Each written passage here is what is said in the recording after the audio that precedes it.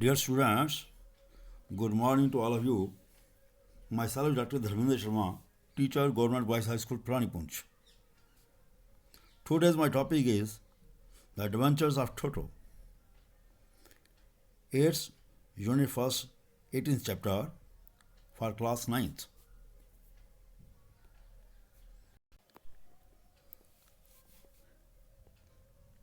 As we all know, there are different kinds of literature writing. One of its kind is memoir. This story, The Adventures of Toto, is the childhood memoir of Ruskin Bond, who is an Indian author of British descent. He was born on 19th May 1934 in Kasoli. Now he is living with his adopted family in Landaur, Missouri. He is working with child education. He has been awarded with Padma Bhushan and Padma Shri for his contribution in literature.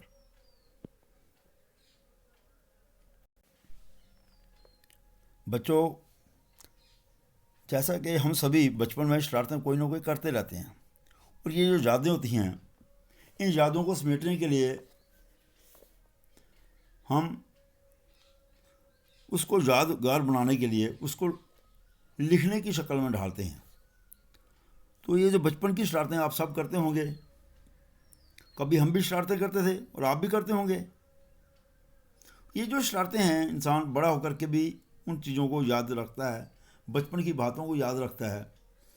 इसी तरीके का जो किस्सा Ruskin bond के साथ हुआ जब वह बच्चा था, छोटा था, तो इस शॉर्ट स्टोरी के अंदर इसने यही बताया कि इनके दादाजी जो ब्रिटिश मूल के थे, उनको घर में चिड़ियाघर बनाने का शौक़ था। प्राइवेट जू उन्होंने रखा हुआ था जिसमें पालतू पशु रखे हुए थे। तो कहते हैं कि ये जब रोज़ आते थे एक तांगा से इनके दादाजी, तो उस तांगे वाले ने एक बंदर, छोटा सा बंदर था जिसका नाम टोटो है, जिसका जिक्र अब हम अभी यहाँ पर करेंगे। वो टांगा जो था, जिसके टांगे वाले ने जिसने वो बंदर रखा था, उसका नाम टोटो था। उसको टांगे की बैक साइड पे, आप सबने टांगा तो देखा ही है, उसके आगे दो घोड़े होते हैं लगे हुए, या कभी एक घोड़ा होता है। पीछे जो चारा जिसमें रखा जाता है सीट के नीचे, वहीं पे वो बंदर बंधा हुआ था, देखने में बहुत खूबसूरत। दादाजी ने सोचा कि मैं इसको क्यों ना अपने घर ले आऊं और इसको अपने चिड़ियाघर में संभाल लूं। तो दूसरे दिन या तीसरे दिन उन्होंने उस तांगे वाले से बात की, सौदा पट गया। 5 रुपये में वो उनसे तांगे वाले से वो टोटो खरीद लिया गया, घर में लाया गया। अब चूँकि दादी जो थी वो इस बात से बहुत नाराज़ रहती थी कि वो जंगली जानवरों को क्यों लाते हैं, जानवरों को क्यों पालते हैं। जब भी कोई जानवर नया आता था चिड़ियाघर के अंदर तो दादी नाराज़ हो जाती थी। अब की बार दादाजी ने सोचा कि इसको छिपा करके रखेंगे, और उसको लाने के बाद रस्किन बॉन्ड के कमरे में बेड की पिछली साइड खूंटी के साथ बांध दिया गया। लेकिन कुछ ही घंटों के बाद जब देखते हैं, कमरे का बुरा हाल हुआ था। उसका जो स्कूल ब्लेजर था उसको फाड़ दिया गया।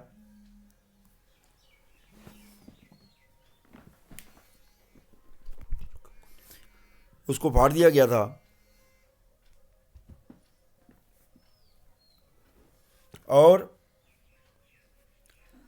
जो ऑर्नामेंटल वॉलपेपर थे वो भी फाड़ दिए गए थे। कमरे का बुरा हाल कर दिया गया था, दीवार से वो खूंटी से निकल चुका था।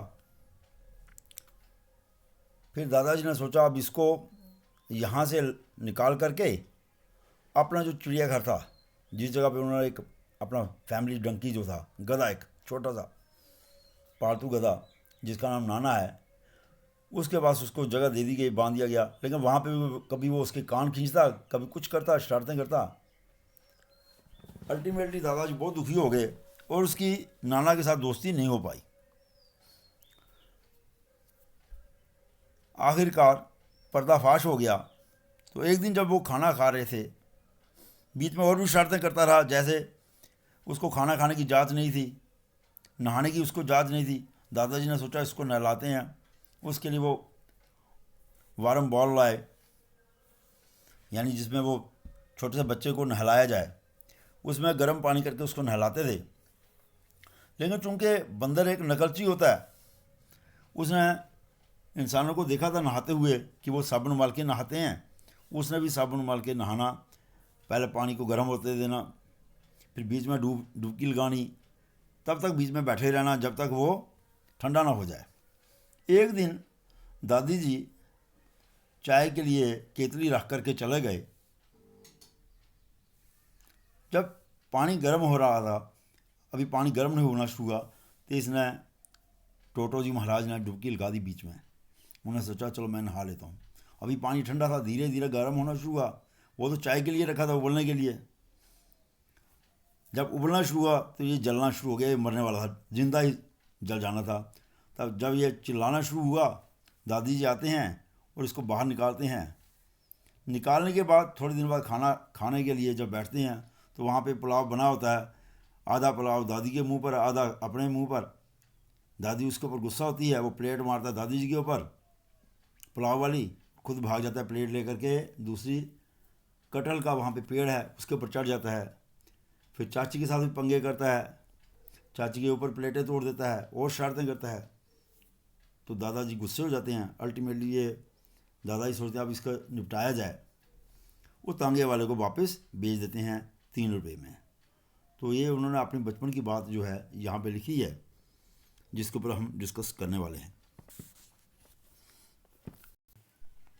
Toto was a pretty monkey. It had a set of sparkling eyes with mischief beneath deep set eyebrows. Its teeth were pearl white, which displayed in a smile that frightened the life out of elderly Anglo Indian ladies. His hands looked dry up, but his fingers were quick and wicked. His tail would serve him as a third hand. Grandmother was angry at every new arrival of animal or bird grandfather brought home.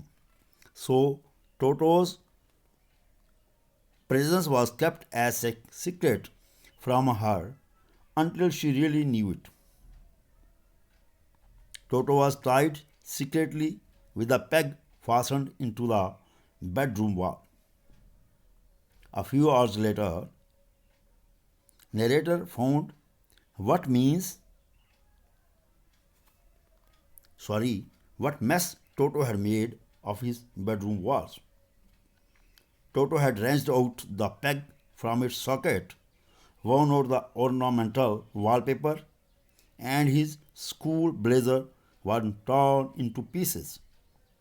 Grandfather seemed pleased with Toto's mischief.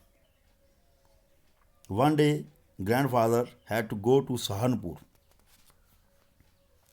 Grandfather took Toto to Sahanpur with his intention that Toto should not harm other animals in his absence. He carried him tucked in a bag which was made of canvas, big black canvas kit bag. When the grandfather reached the platform, Toto poked his head out of the bag and gave the ticket collector a white grin. यानी दादाजी ने सोचा कि इसको मैं अपने साथ, जहाँ से वो पेंशन लेने के लिए जाते थे सहारनपुर, तो वहाँ पे इसको साथ ले चलता हूँ ताकि बाकी वाले जानवरों को ये तंग ना कर सके। लेकिन जैसे ही वहाँ पे पहुँचते हैं, क्योंकि टोटो को इन्होंने एक कैनवस के काले बैग में डाला हुआ था, तो उससे अपनी वो गर्दन बाहर निकालता है और टिकट कलेक्टर की तरफ चिढ़ाने के लिए उसकी तरफ जोर से दांत जो है निपोड़ता है। अब इस पर क्या होता है, ticket collector insisted on calling toto a dog because all he could see was a four-legged animal which he thought to be a pet dog and asked for its payment. उसके लिए वो उसको कहते हैं दादाजी को कि अब आपको फ़ाइन देना पड़ेगा क्योंकि ये 4 टांगों वाला छुपाया है और आपको इसके लिए फ़ाइन देना पड़ेगा। हालांकि दादाजी कहते रहे देखो इसकी 2 टांगें हैं, लेकिन अब वो इतना चिढ़ चुका था टिकट कलेक्टर कि उसने उनको फ़ाइन कर दिया जितना कि एक चौपाया का किराया बनता था। Finally, Toto got a place in the family. He was given a place near Nana, the family donkey, whom Toto kept teasing, and they were never became friends. Grandfather brought a large warm water bowl for Toto to bathe in it. He cunningly tests the temperature of the water with his hands and then steps into first one foot, then the other, until he is in the water up to his neck. He remains in the bowl till the water becomes cool. He also takes the soap in his hands or feet and rubs himself all over. He has learned to do this from human beings.